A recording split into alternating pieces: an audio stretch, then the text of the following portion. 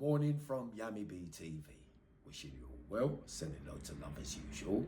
Now, over the last couple of days, you must have heard on social media or newspaper articles or even ITV News London or local stations around the country that a governor at Wormwood Scrubs prison has been arrested amid bribery and drugs allegations.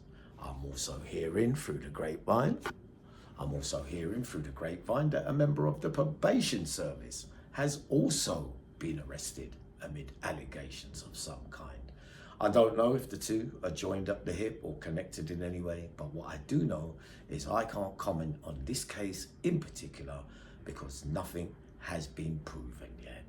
Nothing has been proven yet, meaning that they have been bailed pending further inquiries. What I also know is that I class Wormwood Scrubs as my most local prison, albeit being in West London. So I'm getting flashbacks and memories also, because over the last 10 years in particular, now I don't know if these members of staff are still in Wormwood Scrubs prison, but some things definitely spring to mind, and I can remember at least 2 governors being involved in bringing in staff of some kind or passing on info or getting involved in a mix-up and playing both sides. Definitely happened, right? So I'm thinking, it's amazing how the human mind thinks, because straight away as that comes up, you're wondering, could it be him? Could it be him? So it'll be interesting to know for me if there's any names, because I will think in my mind, yes, 100% definite. So Scrubs, yes, it flashes up before my mind, and during my institutional stays along the years, we know that I would have seen a lot. Now, we know that members of staff have been bringing in stuff for years and years and years, more now than ever before, I say. So it's very rare to see it was governors bringing stuff in, but it does happen, just not as much as normal prison staff. So what does it do?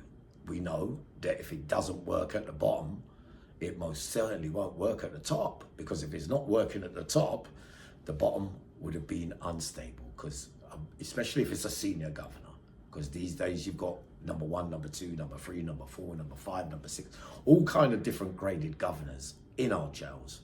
There are governors for houses of residence, governor for works, etc., governor for visits. Things are all separated, but there is a number 1 governor that resides over the whole of the prison, his prison in its entirety, right? I also say that local jails are more likely to have staff or bent staff around, or being, because it's local, depending on where they've got to drive from in the mornings, whether, say, if you're in London and you're living in Surrey or Sussex and you have to drive for an hour and a half to work, but more than likely to save travel and convenience-wise, those prison officers will most likely not be far from the jails, if you get what I mean. So I would say they would be more easy to get at, bringing in stuff in and being pulled in. And then the other thing we know that what I've also seen along the years, and this is definitely fact, that if a prison officer, let alone a governor, the rules are, if somebody comes on the landing and you see them, but you're married to their sister or going out with their husband, with their brother, or any kind of relationships with people from the outside that come into prison that you've had any kind of connection with, you have to report that straight away to your senior governor or security, because remember you've got security governors as well, and you report that so that they're already aware that there's a connection there.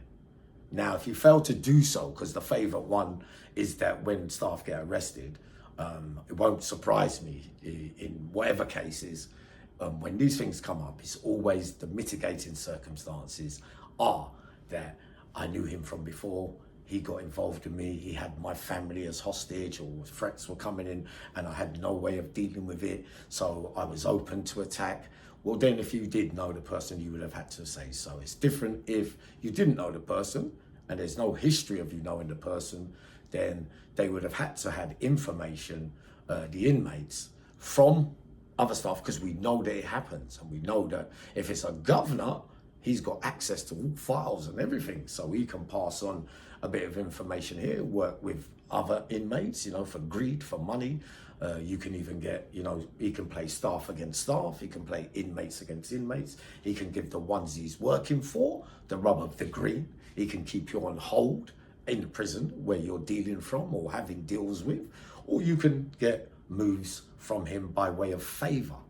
Or even worse than that, if you're not the inmate that's getting the governor to bring stuff in or whatever, then that inmate could probably say to the governor, yeah, could you get him moved? A competition and get rid of him because they're getting in the way of stuff. So then one morning your door could be knocked and you could be moved on, and you'd be thinking, well, why am I being moved? Kind of thing. 1 second. Very serious subject, this. Because we all know it doesn't work at the top. It definitely wouldn't work at the bottom. We've said so before. So the power that the governor holds, right? So he's in charge. So he's got access to absolutely everything. So if he's got access of staff's details, inmates' details, he can pass them on, and fear can be created in that atmosphere forever. Because everybody's jumpy, especially if you're guilty of doing stuff. You're always going to be looking over your shoulder and worried about who knows this and who knows that.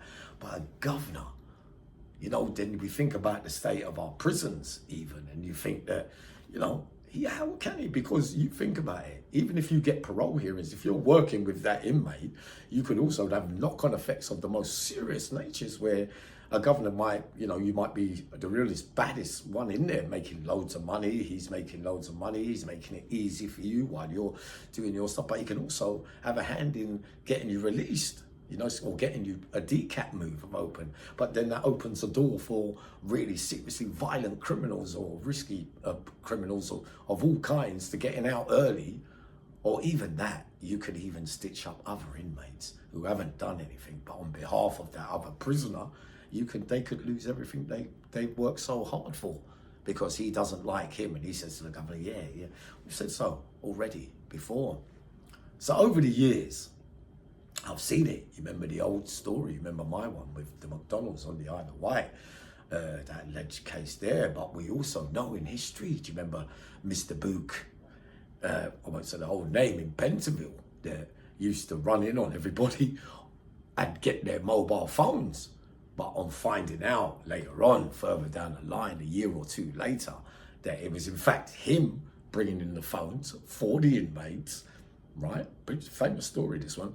Bringing in the phones for the inmates, collecting his money for it, because we know mobile phones, how expensive they can be.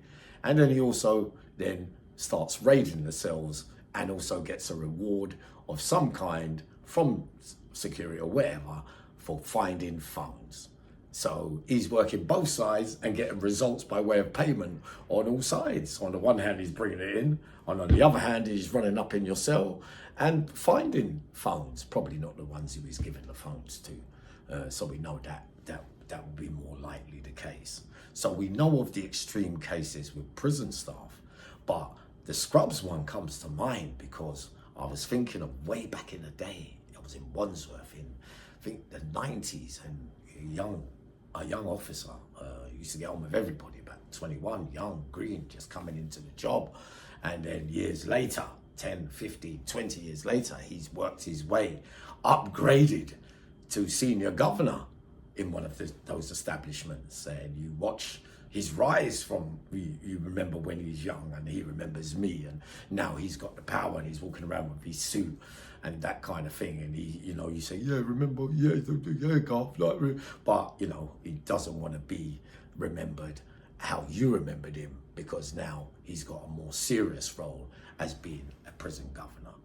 We also know, or I also know, of governors that also, or maybe one or two of those prisons that we're talking about, have slept with inmates' girlfriends or wives. So, rumors travel far, and sometimes you've got to work the fact and what's fiction to find out whether they're true.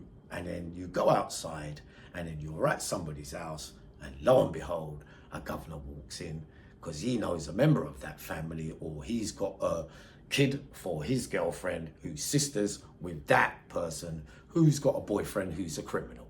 Just for one example. So you're connected through that way. So there's many ways that, you know, the knock-on effects and the build-ups to thing works with that. So, you know, greed, power. We talk about, you know, those members of staff, you know, that press the bell for nothing sometimes just because they're having a bad day and get men jumped on and wrapped up and beaten up for no reason whatsoever just because they're having a bad day. But you think about those model prisoners that are working their way down and want to get out, and all it needs is for one bit of stitch up from a governor, especially, to say that he witnessed that and allegations coming from security that this man's involved, and he isn't, but yet that can stop him getting out, you know. But coming from a governor and security, but think about if they're all tied in together. Just saying that you as a governor and you as a probation officer are linked together and working together to make as much money as you can.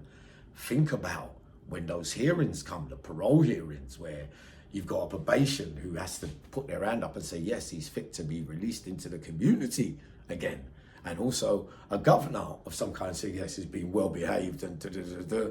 So the parole board judge will be agreeing, because if you're recommended for parole by both parties, the chances are you are likely to be released. So it's either on the one hand, like we said already, that they're going to be letting out dangerous criminals, especially if they're working with prisoners, you know, it's for the smooth running of the wing that can't be so, because you're polluting the prison with bad vibes and fear and, you know, a whole heap of skullduggery.